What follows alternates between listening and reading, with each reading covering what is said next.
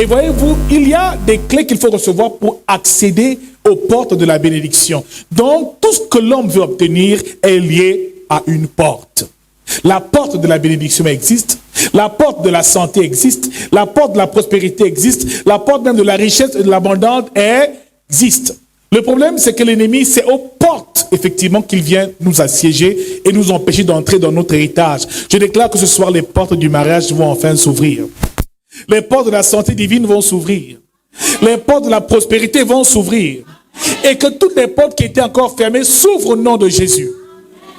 Alors ici, le chrétien ignore que les portes existent et fait les prières sans au préalable avoir béni les portes de sa vie.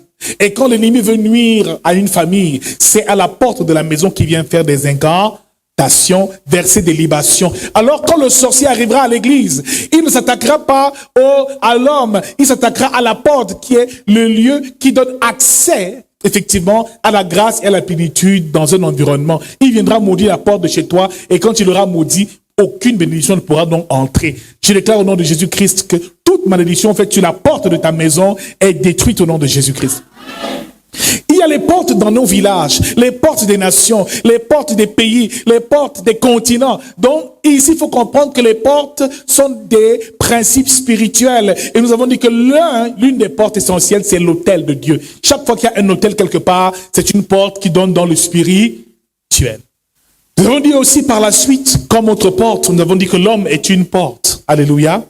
L'homme est n'est-ce pas par Ève et Adam que le péché est entré dans le monde? Il a fallu que Adam et Ève ouvrent là pour que le diable s'introduise et vienne détruire l'humanité. Mon frère, le péché aussi est une porte. Parce que les portes du péché permettent effectivement au diable d'entrer et de dévaster nos vies. Alors, de l'instant où tu veux vivre une vie consacrée, une vie bénie, ferme les portes du péché. Fuis l'impudicité, éloigne-toi des adultères et d'une vie qui n'honore pas Dieu. Ainsi, tant que tes portes seront fermées, mon frère, ma soeur, le diable ne pourra pas entrer et pénétrer. Amen. Il dit qu'il fait du corps de l'homme un temple. Ne savez-vous pas que votre corps est le temple du Saint-Esprit? Ce qui veut dire que tout temple a des portes. Des portes d'accès par lesquelles le Saint-Esprit peut effectivement entrer, ou la grâce peut entrer, mais des portes par lesquelles aussi des malédictions et les sortilèges peuvent entrer. Ève a ouvert la première porte, les oreilles. Le corps humain, tout ce que tu écoutes peut influencer spirituellement ta vie, et le diable passe souvent par ce qu'on écoute. Et la Bible nous dit aussi, ce qu'on écoute provient de la parole de Dieu. Bien-aimé dans le Seigneur, Ève a écouté. À ce moment-là, le diable est entré. Mon frère, ma sœur, quand tu comprendras le mécanisme des portes et comment fermer les portes, tu comprendras comment est-ce que l'ennemi faisait pour t'envahir et t'empêcher de vivre une vie heureuse. Dis avec moi, avant de dormir, ferme les portes. Le problème, c'est que nous voulons nous endormir, mais sans jamais fermer la porte. La porte aux sorciers, aux démons, aux esprits impurs qui viennent nous troubler pendant notre sommeil. Lorsqu'on prie, on ouvre une porte pour que la bénédiction descende, mais quand elle est descendue, ensuite il faut fermer la porte. Nous dormons sans fermer nos portes. Bien-aimés dans le Seigneur, la porte d'une maison sert à introduire et à faire entrer des gens, mais aussi à protéger notre habitat et notre maison. Dès l'instant où tu sauras comment fermer les portes, ta vie sera bénie au nom de Jésus-Christ. Il y a quelqu'un, je ferme les portes ce soir. Je ferme la porte aux sorciers. Bien-aimés dans le Seigneur, les sentiments diaboliques tels que la peur, la jalousie, la méchanceté, les œuvres de la chair nous font ouvrir les portes en permanence. C'est pour cela que dès l'instant où on est chrétien, il faut apprendre à fermer ces portes pour que l'ennemi ne vienne pas tout dévaster. Et Jésus le savait. Des personnes qui se mettent encore dans la colère aussi est une porte. Chaque fois que tu te mets en colère, tu ouvres les... C'est pour ça que les sorciers sont forts et les ennemis sont forts pour déstabiliser les enfants de Dieu parce qu'ils n'ont pas atteint ce qu'on appelle la maîtrise de soi. Mon frère, ma sœur, il faut apprendre à fermer les portes. Lorsqu'on chasse des esprits impurs, esprit sort de ce corps et va-t'en. Bien aimé, c'est une porte spirituelle qu'on vient d'ouvrir. Le démon est parti. Mais maintenant, où est-ce que tu vas l'envoyer? Après avoir délivré la personne, referme la porte. Alors, toute porte a des clés et il faut aussi avoir la clé qui ouvre la porte. Bien aimé, il dit, je donnerai la clé qui ouvre le royaume des cieux. Ce qui veut dire, cette clé a pour but d'ouvrir la porte. Il n'y a pas de porte sans clé. Mon frère, pour que Dieu ouvre les portes de ton mariage, il faut avant qu'il te donne les clés du du mariage. Pour qu'il te donne accès à la richesse, que tu aies accès à la richesse, tu dois avoir les clés qui ouvrent la porte de la richesse et de l'abondance, comme le roi Salomon il a demandé à Dieu quoi? La sagesse. À cause de la sagesse, Salomon a eu richesse, abondance, comme aucun homme ne l'a jamais eu sur la terre. Ici, la clé représente la vertu nécessaire qui permet à Dieu de te bénir et de te faire avoir accès à une autre dimension dans ta marche avec Dieu et dans ton élévation. Mon frère, il est important de comprendre que tout est une question de portes et de clés. Même la Bible est un ensemble de clés que Dieu nous révèle pour ouvrir les portes de notre destinée. Il faut donc pouvoir les ouvrir et découvrir quelles sont ces clés. Et bien aimé, nous allons voir aujourd'hui une porte essentielle. C'est une porte du corps humain, le cœur. Parce que les yeux, les oreilles sont des ouvertures. Mais la Bible nous fait comprendre, nous avons vu la dernière fois que le cœur aussi est une porte ouverte. Car il dit, c'est en croyant du cœur qu'on parvient à la justice et en confessant de la bouche qu'on parvient au salut. Romains 10, 10. Alléluia. Ce qui veut dire ici que le cœur est une porte d'accès qui nous donne accès à Dieu, mais la bouche aussi nous donne accès à la vie éternelle. Bien-aimé dans le Seigneur, celui qui maîtrise son cœur sera permanemment béni au nom de Jésus. Tu comprendras qu'il n'y a pas que les démons qui veulent atteindre notre cœur, mais il y a aussi les hommes. Discerner l'esprit humain peut aussi être très important pour savoir et apprendre à veiller sur ton cœur. Bien-aimé dans le Seigneur, la Bible nous dit, Jésus parle, lorsqu'il a ouvert le livre d'Ésaïe et le rouleau, il dit, l'Esprit du Seigneur est sur moi, parce qu'il m'a oint pour annoncer une bonne nouvelle aux pauvres. Numéro 2, pour guérir les cœurs brisés. Les cœurs malades ou les cœurs brisés. Donc ici, avant de proclamer l'année de grâce du Seigneur et de libérer les captifs de délivrance, Jésus savait déjà que les hommes allaient avoir des problèmes de cœur. Bien-aimés dans le Seigneur, Proverbe 4, 23 nous dit encore, veille sur ton cœur plus que toute autre chose, car c'est de lui que provient les sources de la vie, mon frère. Toute la vie de l'homme est régie par l'état de son cœur et de son âme. Mon frère, tant que tu verras sur ton cœur, rien ne t'arrivera au nom de Jésus.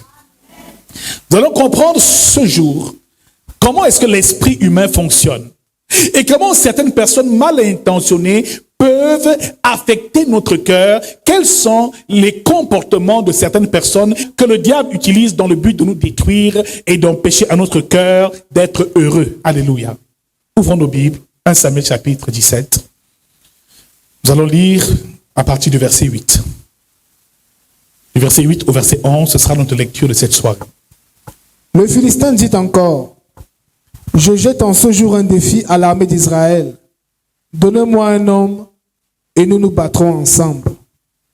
Saul et tout Israël entendirent ces paroles du Philistin et furent effrayés et saisis d'une grande crainte. Bien-aimé, le livre de 1 Samuel chapitre 17, à partir même du verset 1, nous parle de la guerre avec les Philistins. Et les Philistins, c'était un peuple ennemi d'Israël qui avait pour habitude, effectivement, de mener et de livrer des batailles contre la nation d'Israël. La Bible nous fait comprendre ici que les deux armées étaient l'un et l'autre au bas d'une montagne et ils s'apprêtaient à faire la guerre quand un Philistin s'est levé et est venu au milieu des deux peuples. Cet homme s'appelait Goliath. C'était un Philistin de la tribu de Gad. Et la Bible nous fait comprendre ici que c'était un géant, un homme qui avait une taille extraordinaire et qui était impressionnant. Bien-aimé, il était tellement impressionnant qu'il faisait trembler l'armée d'Israël. Son simple souffle faisait trembler l'armée d'Israël. Il les intimidait et les impressionnait permanemment, mon frère. Le roi Saül s'est caché derrière. Il a laissé les soldats se battre avec Goliath. Les hommes les plus robustes et même les frères du roi David, Eliab, son frère aîné, eux aussi les trois étaient dans les tranchées à la guerre. Mais bien aimé, pendant 40 jours, il a intimidé l'armée d'Israël et leur demande seulement un soldat. Qu'un seul d'entre vous vient m'attaquer et vient répondre à mon attaque et nous allons nous battre. Celui qui va remporter, effectivement, son peuple sera assujetti. Alors tout le monde était dans la panique et tremblait. Mon frère, dis avec moi, Goliath, c'est comme tes problèmes. Goliath, c'est comme tes problèmes. C'est exactement ce que l'adversaire fait lorsqu'il veut effectivement nous faire du mal. Il nous intimide. L'une des armes essentielles de l'ennemi, des sorciers, des démons et des personnes qui sont malveillantes, c'est l'intimidation. Nous allons comprendre ici que ouvrir la porte de ton cœur est quelque chose que la plupart des personnes, même initiées et démoniaques, font dans le but de nous subtiliser même nos grâces, notre lumière et notre paix. Alléluia. Donc ici, bien-aimé dans le Seigneur, quand il dit veille sur ton cœur, cela veut dire veille sur tes émotions. Qu'il n'y ait pas dans ton cœur des émotions qui vont te faire ouvrir les portes, car dès l'instant où tu cèdes à la panique, tu ouvres les portes. La première catégorie de personnes, tu vas écrire, qui ont ici pour mission de nous déstabiliser et de nous empêcher d'entrer dans notre héritage, de nous faire ouvrir nos portes, ce sont premièrement ceux qui nous intimident. Ceux qui sont violents et qui usent de menaces lorsqu'ils sont en échange avec nous. Mon frère, dans notre chemin, nous allons rencontrer des personnes assez agressives. Dans un lieu de service, toujours en train de crier et de gronder les gens. Toujours en train de se fâcher et de crier, d'insulter. Le but ici, c'est que tu aies peur et dès l'instant où tu as peur, tu ouvres une... C'est comme ça que le sorcier peut donc t'atteindre maintenant. La peur te fait ouvrir une porte. Dans ce cas de figure, Goliath certainement était grand, mais à tous, il pouvait le battre.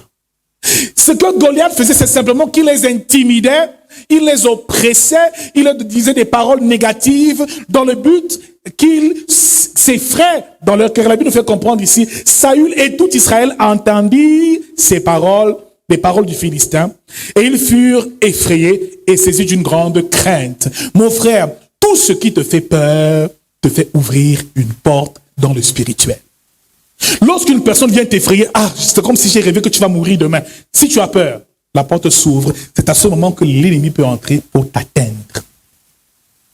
Le diable, en fait, n'a aucun pouvoir sur nous les chrétiens. La seule chose, c'est qu'il sait utiliser nos émotions et dans le but de nous faire ouvrir les portes.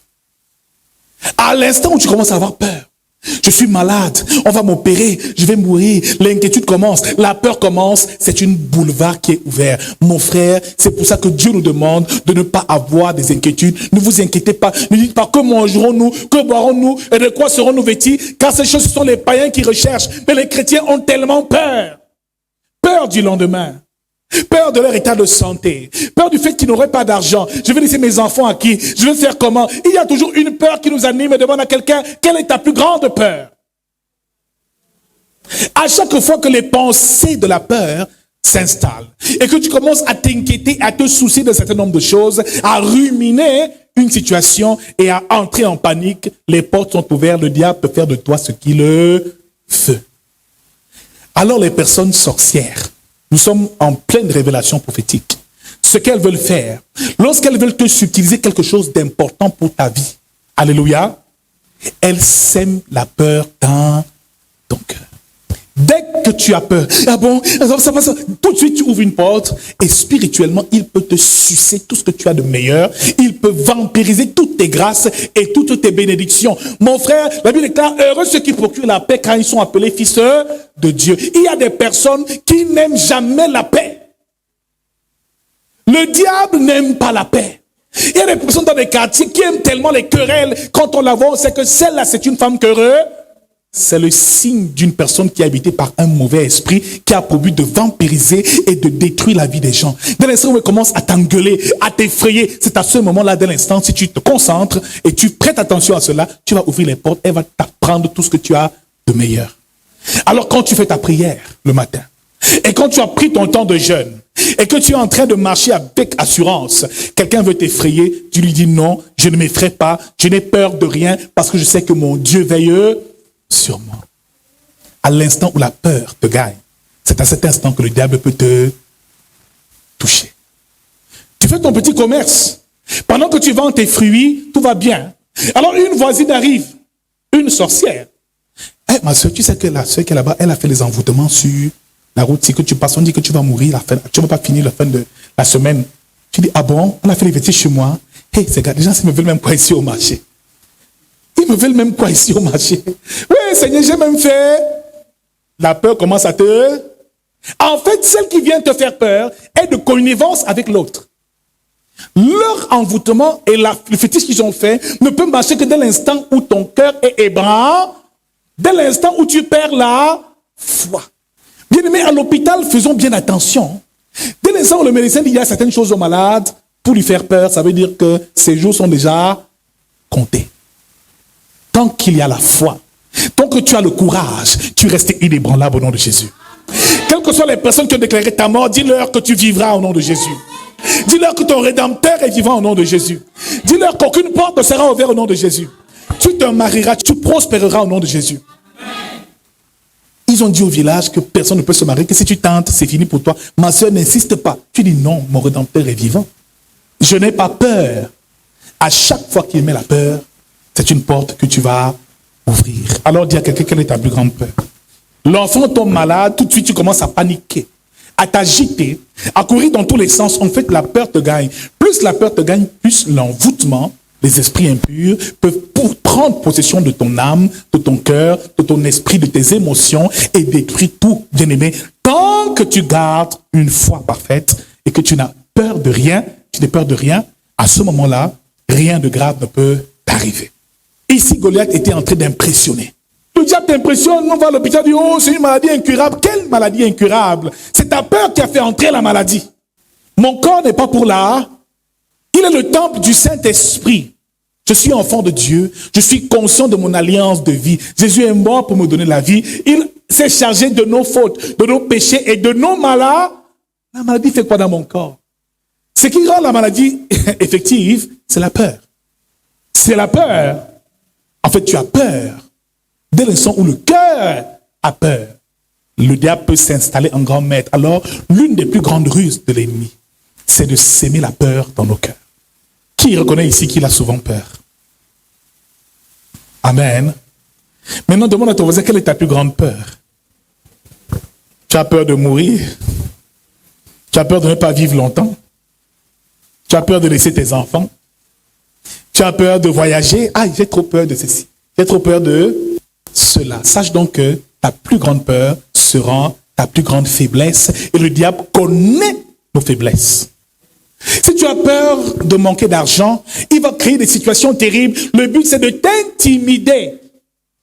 Tant que tu n'as pas peur, que tu gardes ton courage, rien ne peut t'arriver. Goliath criait, il frappait. Il allait plus loin, il dit, je donnerai ta chair aux oiseaux du ciel, et je donnerai ta chair aux bêtes même des forêts et des champs. David n'a pas eu peur. Ce qui a fait la différence, c'est que David est venu vers lui sans crainte.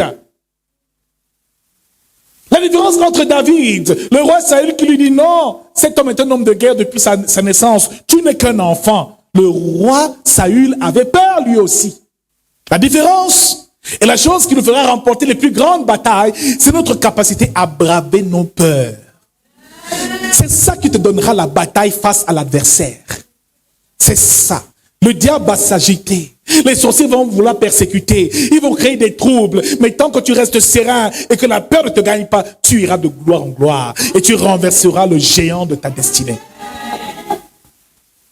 Tant que la peur ne te touche pas, tu n'as pas d'inquiétude. Même si qu'il entend 1000 à ton côté et 10 000 à ton droite, tu seras hors ta tête. Ça ne me concerne pas. Même si c'est tout le quartier qui prend feu, chez moi, il n'y aura pas d'incendie. Tant que tu as cette mentalité de gagneur, de gagnant, de vainqueur, rien ne t'arrivera au nom de Jésus. Cette année est une année de gloire pour toi. Dis-le Amen très fort. Cette année est une année de victoire pour nous. Dis Amen plus fort. Amen. Alléluia. Tant qu'il y a ça dans ton cœur, tu es inébranlable. Tout le monde paniquait. Au point où le roi Saül dit alors à David, bon, comme tu as donc décidé d'aller te battre, je te donne dans mon armure. David qui était tout petit, tout chétif. Quand le roi Saül l'a regardé, il a dit, toi là, tu ne peux même pas tenir une seconde, mais va quand même, j'admire ton coup. J'admire ton courage. Amen. Donc quand il donnait son armure, son épée, ça pesait. David n'arrivait pas. Il dit non, pardon, je ne suis pas habitué à ce genre d'armure. Moi, je connais mon armure, la fronde et le caillou. La fronde et le caillou, c'est à quoi je suis habitué. Pendant que Goliath, lui, c'était un homme de guerre depuis sa naissance, moi, je suis un homme de prière et de jeûne depuis ma naissance. Et lorsque je vais élever la voix au nom de l'Éternel des armées, ce géant va tomber au nom de Jésus-Christ. Bien-aimé, utilise les armes auxquelles tu es habitué. Ne va pas faire le coup de poing avec quelqu'un, mon frère. Non! Prends un temps de prière et il sera renversé. Parce que notre âme, c'est la prière. Notre âme, c'est la parole. Ce n'est pas que tu injuries quelqu'un parce qu'il t'a insulté. Non! Un spirituel n'injurie pas les autres. Tout se gère les genoux au sol. On verra si le Dieu que je sers est le vrai Dieu. David a pris une fronde et un caillou de rien du tout. Et ce géant a été humilié. Mon frère, est-ce que c'est David même qui a tiré? Je pense que c'est la main de Dieu qui l'a accompagné. Alléluia. Bien-aimé, ne néglige pas tes armes. Dis à quelqu'un, quelles sont tes armes, ma sœur? Face aux difficultés, quelle arme tu utilises? L'autre veut t'intimider. Si tu veux aussi faire la guerre, tu vas tomber dans les problèmes. Il dit œil pour œil et dent pour dent. Il dit, il vous a été dit œil pour œil et dent pour dent, Matthieu 5, verset 38. Mais moi je vous dis, ne résistez pas aux méchants. S'il vous gifle sur la joue droite, tendez-lui l'autre. Mon frère, parce que l'Éternel combattra pour toi. Parfois, garde seulement le silence. Retire-toi dans la prière, dans le lieu secret. Et prie ton Père dans le secret. Il agira en ta faveur. Bien-aimé, il y a des batailles que tu dois livrer, mais des batailles aussi que tu dois laisser Dieu livrer pour toi. Et David avait confiance en son Dieu. Mon frère, qu'est-ce qui faisait que David avait autant de courage? C'est que David avait confiance. Il avait une foi inébranlable. Il n'avait peur de rien. Il rappelle à Saül que moi-même, en brousse, le lion, je venais à enlever les brebis de sa gueule. L'ours, je le décapitais. Moi, je n'ai pas peur de cet incirconcis. Il vient contre moi avec la lance, l'épée, le javelot. Moi, je viens contre lui au nom de l'Éternel des... Il a ses artifices. Moi, j'ai mon Dieu. Ses muscles m'intimident. Le palu, le diabète, les hépatites, ça ne m'intimide. Ça ne m'intimide pas. Donc, quand les sorciers viennent souvent nous attaquer la nuit, là, en fait, c'est notre peur qui leur donne accès à nous. Quels que soient les fétiches qu'on te fait, tant que tu n'as pas peur, tant que tu restes serein dans ta marche, rien ne va jamais t'atteindre au nom de Jésus. Et avec moi, rien ne va m'atteindre au nom de Jésus. Dis le plus fort, rien ne va m'atteindre au nom de Jésus. Bien aimé, le premier type de personnalité, ce sont les personnes intimidantes. Des personnes qui aiment influencer les autres, qui connaissent ce genre de personnes dans sa famille ou dans son lieu de service, qui aiment toujours crier sur les autres, qui aiment toujours faire peur, qui aiment toujours... En fait, il se nourrit de ta peur pour te détruire. Amen. Lorsque tu rencontres une telle personnalité, qu'est-ce que tu fais? Pendant qu'il crie, fait ses machins, tu souris seulement, tu tournes le dos et tu vas. À ce moment-là, tu auras fermé la porte. Amen. Mais il y en a qui ont peur. Mon patron m'a parlé durement. Hey, c'est grave ici. On va dire qu'on va me renvoyer. Oh, on a dit qu'on va me licencier. Mais c'est pas possible. Est-ce qu'il va m'appeler demain? Oh, j'ai peur. Plus tu as peur, plus ça donne de l'espace au diable. Il a envahi, il gagne de l'espace et du terrain dans ta vie. Quelqu'un va te dire, mon frère, le patron parlait mal de toi, c'est comme si on va te licencier. Ah bon? J'ai fait quoi? On va me licencier. On va me licencier. Qui? On licencie qui? Et avec moi, je n'ai plus peur. Peur de rien. Alors, lorsqu'il veut t'atteindre spirituellement, ils chercheront à te faire peur. Quelles que soient les personnes que tu rencontres, voilà la première personnalité, voilà le type d'esprit humain qu'il faut d'abord discerner. Les personnes qui intimident et qui influencent les autres par leurs paroles, par leurs actes, dans le but de nous faire ouvrir nos portes et dire avec moi, je garde mes portes fermées. Bien-aimés dans le Seigneur, le deuxième type de personnalité, nous le voyons encore dans ce texte. Parce que lorsque David est allé à la rencontre du roi Saül, le roi Saül tout de suite a d'abord douté de David et l'a critiqué. Tu n'es qu'un enfant. Tu ne peux pas le combattre. Cet homme est un homme de guerre depuis sa naissance. Tu ne peux pas le vaincre. Au même titre que Goliath. Il dit, mais tu viens avec moi avec une simple lance, une fronde. Suis-je un chien? Il lui dit, je donnerai ta chair aux oiseaux du ciel et aux animaux des champs. Le but, c'était, une fois de plus encore, d'intimider David. Alors, bien aimé, il y a une scène importante qui se produit dans ce texte. Lorsque David écoute effectivement ce qu'un soldat était en train de dire. Parce que son père l'a envoyé donner de la nourriture à ses frères, du pain, du fromage, au champ de bataille. Alors ici, il vient donner de la nourriture à Eliab, son frère aîné et les autres. Et en partant, un soldat parle et dit que le roi, celui a promis une récompense. À celui qui va remporter la bataille contre eux, qui va vaincre Goliath, il lui donnera sa fille, il lui donnera de la richesse. Alléluia. Quand David a écouté ça, il a su que voilà une opportunité. Une opportunité. Donc, dit à quelqu'un, pour quelqu'un de victorieux, un problème cache une victoire. Derrière tout problème, il y a toujours une bénédiction cachée. Et David le savait. Il savait saisir les opportunités. Il dit, si vous avez peur, moi, je vais le vaincre. Il s'est directement dirigé vers le roi Saül. Puis il dit, mon roi, moi je vais aller remporter la bataille et je vais combattre cet homme. Mon frère, il s'est heurté à quelque chose d'incroyable. Son frère Eliab lui dit, qu'es-tu venu faire ici? Il dit, je connais ton orgueil et la méchanceté de ton cœur. Donc ses frères l'ont découragé. Tu es venu faire quoi ici au champ de tir? Parce que tu veux voir la guerre, la bataille? Mais non, je suis venu ici vous libérer. Il lui a dit, tu n'as pas besoin de faire cela. Je connais la méchanceté de ton cœur. Je connais ton orgueil, ta malice même. Il l'a découragé. Alléluia. La deuxième mentalité des personnes qui nous font ouvrir les portes, ce sont ceux qui passent le temps à nous critiquer, à nous décourager. Il y aura des personnes comme ça sur ton chemin qui seront toujours en train de te dire, tu ne peux pas y arriver. Cesse de faire des efforts. Tu vois même quoi dans la vie de cet homme? Tu l'épouses, il va te donner quoi? Tu voyages, ça va te donner quoi? Tu vas te marier, ça va te donner quoi? Il va te dire, laisse ce que tu es en train de faire. Mais bien aimé, il faudra que tu continues malgré leurs critiques.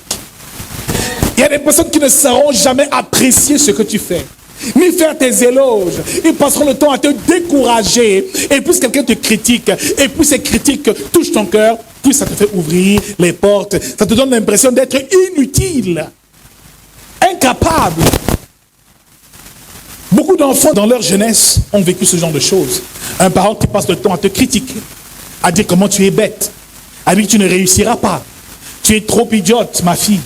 Plus il le fait, plus tu perds ta confiance en mon frère, ma soeur. Toute personne qui a pour habitude, numéro 1, de t'opprimer, de t'oppresser, nous l'avons dit, constamment de t'oppresser, de s'aimer la peur dans ton cœur. C'est une personne que l'ennemi utilise, mais aussi une personne qui te critique permanemment et qui aime te décourager. On les appelle des tueurs de destinée. Avant une grande réussite, une grande victoire, tu rencontreras des personnes qui vont toujours te décourager. Est-ce que c'est déjà arrivé à quelqu'un ici? Te dire non, tu ne peux même pas t'en sortir. Tu vas faire comment? Tu es la personne haut placée, toi aussi tu te lèves et tu vas parler de quoi? Des personnes qui aiment bien ça, nous critiquer. Tu mets ton plus beau vêtement, la personne ne te dit jamais que tu es bien habillé. Elle voit que tu es belle, tu as une chaussure chère, elle va toujours trouver un petit truc qui va mal. Le but, c'est de te descendre, de te rabaisser en permanence. Il y a des personnes qui ne vivent que de ça, rabaisser les autres et donner l'impression que les autres ne sont rien et ne peuvent rien. Dire au nom de Jésus, je réussirai. Je renverserai ce géant parce que j'ai foi en mon Dieu. Quelle que soit la situation, personne ne me découragera sur le chemin de ma destinée. Deuxième personnalité des personnes qui aiment bien nous critiquer, nous rabaisser, nous décourager. Nous en trouvons sur notre chemin, comme David l'a eu. Avant d'aller vaincre Goliath, d'abord, son propre frère Eliab. Nous sommes tous célibataires endurcis. Entre copines, personne ne s'est jamais marié. Un jour, un homme demande, ma mère, les sœurs, là, te disent que mon ami, tu veux aller où? Quel mariage? Ça va marcher. En fait, ce sont tes propres gens qui vont te combattre. Amen. Nous sommes dans une famille pauvre. Dans le sens où tu as une opportunité financière, tu oses venir en parler. C'est eux-là que le diable va utiliser pour t'empêcher de grimper. Donc parfois, garde ton secret pour toi et garde ton secret jalousement et reste dans les présences de Dieu au nom de Jésus-Christ. Deuxième personnalité, ici, Saül lui a dit non, tu ne peux pas le vaincre. Donc ses frères l'ont découragé, son frère Eliab et les autres. Mais aussi, le roi lui-même lui a dit tu ne peux pas. Mais il a continué. Ma soeur, sois un genre de personne tellement déterminée, même si on te dit que tu ne peux pas y arriver, il faut continuer la bataille. Ne baisse jamais les bras. Ne te décourage jamais. Parce que le succès appartient à ceux-là qui sont déterminés. Celui qui ne risque rien n'a rien. Tu es trop resté assis en écoutant les conseils des uns et des autres. Parce qu'il a raté sa carrière, tu penses que la tienne, tu vas la rater aussi? Parce qu'elle a raté son mariage, tu penses que toi aussi tu vas rater le tien? Parce qu'elle a raté son mariage, elle va commencer à te dire, oh les hommes sont méchants, hein. On ne croit même pas à l'homme. Hein. Pendant ma soeur fait tes économies, le type là, tous les hommes sont infidèles. Tu dis, ma part de mari est infidèle. Elle dit, regarde-moi celle-là alors. Ta part de mari est quoi? Tu sais même, je l'ai vu la semaine dernière. Donc elle commence à faire, le mari de qui la semaine dernière? Moi j'aurai un mari fidèle. Une femme fidèle. Au nom de Jésus-Christ. Alléluia. Amen. que personne ne t'intimide. Amen. Deuxième personnalité, ceux-là, les hommes et les femmes, qui aiment bien nous critiquer et nous décourager. Lorsque Joseph est venu voir ses frères, il leur fait part du rêve qu'il a reçu et du songe qu'il a eu. J'ai vu comment vos gerbes se prosternaient devant la mienne. J'ai vu le soleil, la lune, les étoiles se prosterner devant moi. Ils ont commencé à poser des questions terribles à Joseph. Ils lui disent, penses-tu que tu régneras sur nous? Penses-tu que tu gouverneras sur nous? Son père, Jacob, Israël, lui dit, quel rêve as-tu fait? Penses-tu que ta mère, moi et tes frères, nous allons nous prosterner devant toi? La Bible déclare que tous ont commencé à le haïr. Mon frère, il y a une troisième type de personnalité. Amen. Le genre de personne qui aime souvent trop poser les questions, trop t'interroger, trop te questionner. Le but, c'est de te faire douter. Les interrogateurs, ceux qui aiment te faire passer les interrogations à tort et à travers. Voyez-vous ce qui se passe? Le diable, dans Genèse chapitre 3, s'est approché de Ève. C'était un serpent. Il lui dit, Dieu a-t-il réellement dit que vous ne mangerez pas des fruits du jardin, comme s'il ne savait? Et il savait qu'en lui posant la question, il allait ouvrir une porte. Les gens qui aiment trop poser les questions là, te font ouvrir les portes si tu ne savais pas. Tu as mangé quoi aujourd'hui? Tu as trop bu aujourd'hui? Tu es en train de manger, tu manges. Tu es en train de dormir, maman, tu dors. Non, je ne dors pas, je suis éveillé. Alléluia. Tu te brosses les dents. Ah, mon frère, comment? Bonjour, tu te brosses? Non, je suis en train de raboter ma tête. Tu t'es réveillé? Ah, il dit non, je dors encore. Amen. Et nous sommes en plein rêve, toi et moi. Mon frère, il y a des personnes qui aiment bien nous interroger. Voyez-vous, c'est la même technique dans les postes de police et au tribunal. On interroge les suspects et on les questionne en permanence. Le but, c'est qu'ils perdent leurs moyens. Il y a donc des personnes qui peuvent t'interroger de manière naturelle. Mais il y a des sorciers là qui, par des interrogations, te font perdre tes moyens. Quand quelqu'un commence déjà à trop te questionner, ne vit que par le questionnement, te questionne en permanence, ça devient sûr. Tu peux me poser une question, mon frère, comment tu vas? Oh, ça va. Comment était la journée? Oh, ça a été, c'est bien. Et ta femme, ça va? Tu as mangé aujourd'hui? Non. Tu vas voyager demain? C'est comment, mon frère? À moins de 5 minutes, tu m'as posé toutes les questions du... C'est comme ça que les sorciers opèrent. Beaucoup ne le savaient pas ici. Nous sommes en train de discerner l'esprit humain. Tu as déjà vécu ça ici, qui lève la main comme ça. Amen. Il y a des personnes qui aiment toujours questionner les autres. Mon frère, c'est comment? Ça va un peu? Oui, ça va. Ah, tout le monde, tu as dormi hier? Ah, ça va bien, j'ai bien dormi. Le pasteur est là. Oui, le pasteur est là. Il est dans son bureau. On a coupé le courant ici. Donc, tout ce qu'il fait.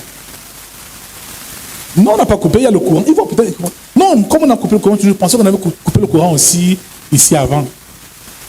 Ok, vous êtes encore là, vous regardez. Après, tu as mangé. C'est comment avec toi? C'est un interrogatoire. Et les femmes aiment ça. Tu étais où? Avec qui? Tu as vu l'heure qu'il est? Tu m'as gardé quoi? Non, fais attention. Mon frère, le troisième type de personnalité, dont il faut souvent se méfier, ce sont ceux qui posent des questions à tort et à travers. Pendant que tu te grattes la tête, mon frère, tu te grattes la tête. Tu es en train de bailler. Ah, comment tu bailles? D'autres le font naïvement, mais les personnes négatives, parfois possédées par des démons, aiment trop poser des questions. Le but, c'est de te semer le doute dans ton esprit et dans ton cœur. Il pensait qu'en posant ces questions à Joseph, Joseph allait finalement douter en ce qu'il a vu. Et c'est ce qui s'est passé. Le diable dit, Dieu a-t-il réellement dit?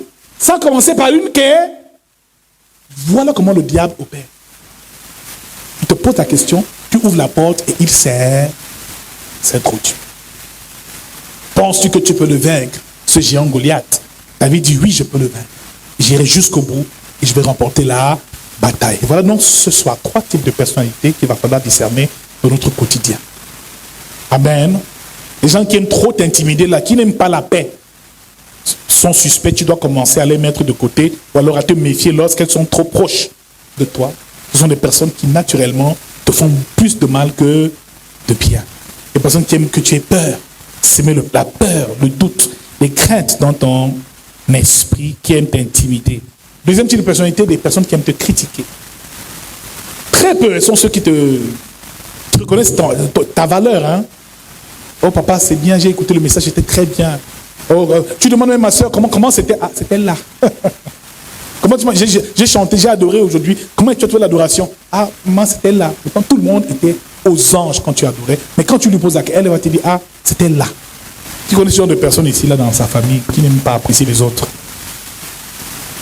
Tu as déjà rencontré une telle personnalité ici. Amen. Donc, quel que soit le bien que tu fais, elle ne t'apprécie jamais. Tu veux même l'impressionner en faisant une bonne nourriture, un bon repas. Dès qu'il mange comme ça, il termine, il va se coucher. Tu dis, papa, comment était le repas? Ah, mais c'est un repas, c'était là, il passe.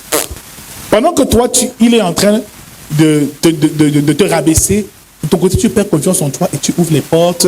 L'ennemi commence à te dévaster jour après jour. Alléluia. Troisième personnalité, l'interrogateur, celui qui interroge beaucoup, qui pose des questions à tort et à travers. Bien-aimés, beaucoup peuvent le faire de manière inconsciente. Il y a des personnes qui sont conscientes parfois du mal qu'elles nous font. Plus ils te questionnent, plus pendant qu'ils te questionnent, tu ne fais qu'ouvrir les portes et ils te pénètrent spirituellement. Alléluia. Alors qu'est-ce qu'il faut faire quand quelqu'un te pose trop de questions? Tu fais comment? Tu lui en poses aussi, n'est-ce pas? Quand tu l'as fait, tu dis, mon frère, comment tu me poses beaucoup de questions comme ça? Il a répondu, laisse-moi, je ne vais pas. C'est bon. Amen. Tu ne remarques pas qu'il s'approche de toi comme ça. Dès qu'il est près de toi, bonjour madame, comment vous allez? Il cherche quelque chose. Tu as vécu ça déjà dans un taxi ou dans un bus. Il vient près de toi, il laisse tout le monde, il vient s'approcher de toi, il vient. Bonjour ma soeur. C'est comment ma soeur? Comment tu vas? Ça va? Comment tu as trouvé le culte? La parole là t'a intéressé. Tu dis ça. Il t'a dit pendant 10 minutes, c'est de question en question. Ce genre de personnes-là sont sûres. Nous apprenons à discerner l'esprit humain maintenant. Et je prie pour que tout ce genre de personnes, de telles personnes toxiques, puissent quitter ta vie à partir de ce jour au nom de Jésus. Qui a été béni ce soir.